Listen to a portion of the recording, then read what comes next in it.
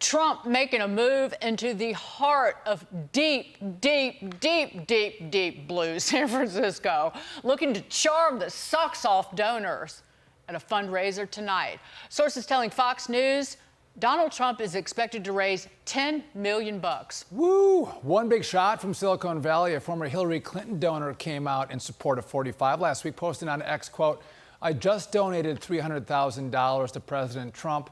The timing isn't a coincidence." He's not alone. Investor Scott Bessent explains why billionaires from all over are backing Trump after his guilty verdict. There's a famous Russian movie called The Leviathan, and it's about a businessman who gets pulled down by a local apparatchik. And I think a lot of the business community is thinking the Leviathan could come for me one day. People are upset about this verdict.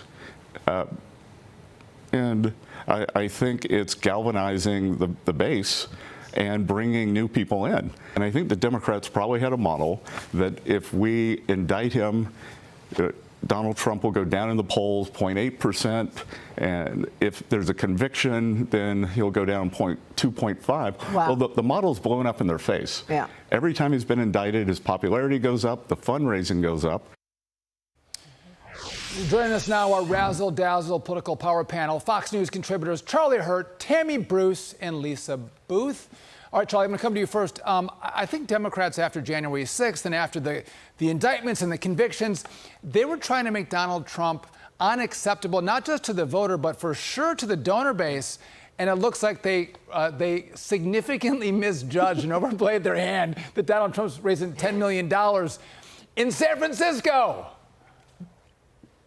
Yeah, my favorite thing about how all of this backfired so badly was by the end of the Trump trial in New York, you had Republicans coming from all over the country in order to be at the trial with Donald Trump. Meanwhile, Democrats were doing all they could to distance Joe Biden from any decisions that led to the trial. So in the end, it was far more embarrassing for Democrats than it was for Donald Trump. And as you point out, it's backfired, and he's raising lots of money. I love all these billionaires that are piling on to the Trump train now. They started. Their first preference is always to have somebody they can own, but short of that, they'll go with whoever is going to save the country. But it says something to have, and they host a podcast together, to have David Sachs and Chamath Palihapitiya, who used to work at Facebook, put their names on a fundraiser and say, come on down, we're going to raise $10 million, Tammy Bruce. Also, even if you aren't upset about the guilty verdict, you have to watch Tammy, Joe Biden today over in France, and you wonder, am I going to be able to hold my breath for 4 years? Every time he's on the world stage, you just can't breathe for fear that he's going to fall on his face or embarrass the United States of America. Well, for all of us, whether you're a homemaker or a small business owner or a student or a billionaire in Silicon Valley, you vote for someone or you understand the president and that person's vision.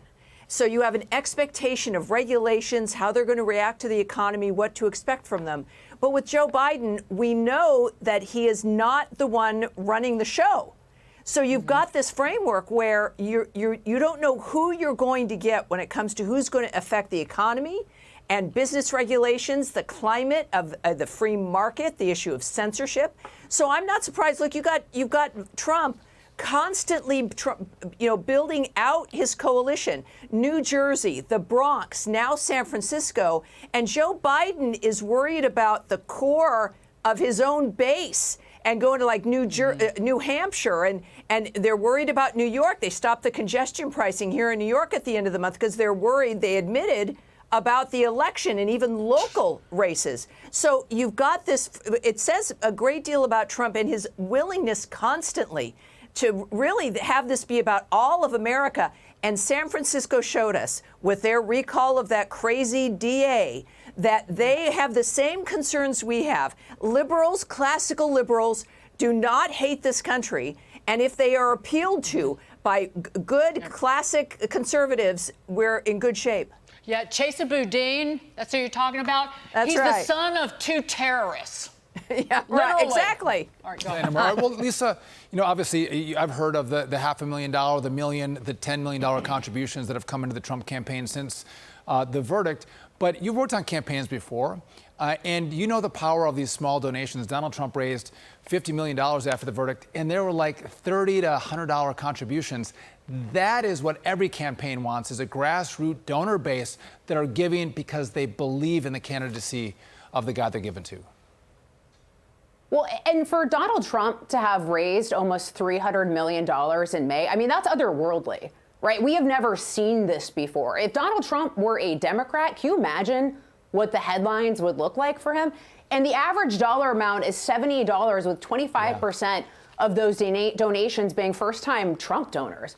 I mean, that is remarkable.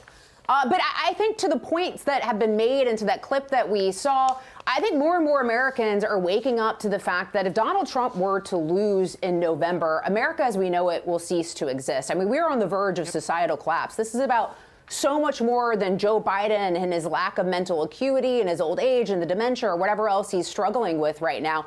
This is about America turning into something that it's not, about America turning into an authoritarian nation, a banana republic, a place that jails its political opponents, and no turning back after that point. November is the only time that we can right this ship, we can turn it around, and if that does not happen, like, I'm sorry, but this American experiment is over. Well, with Joe Biden's appeasement and jelly-boned weakness, we're going to be ruled by China in a few years.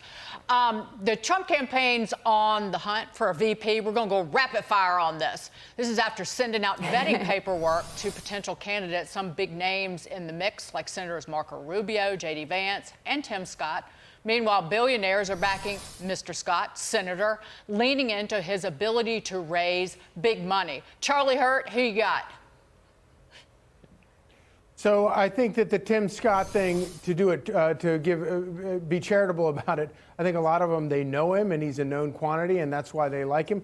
But I have to say that the Doug Burgum thing is very interesting to me because if you want to make this election about gas prices and energy independence, North Dakota is the greatest example of American ingenuity topping the world when it comes to energy production. And I think that that could be a very nice argument to make for the next 4 months. All right, we'll put you down as Burgum, Charlie Hurt. Tammy Bruce, where are you putting your chips? Well, you know, I like Doug Burgum as well. When he first showed up, I was very, very impressed. His manner is a good compliment to Donald Trump's. Trump has to choose someone who's got his back fully and completely, not anybody who's going to be wishy-washy and who can raise money. I think that that is either Stefanik or Doug Burgum. I like everybody on this list, but it really comes down to who can govern with him and who has his back. So it's a good team. But I like Burgum. Or Stefanik, frankly. Lisa. So I have two as well.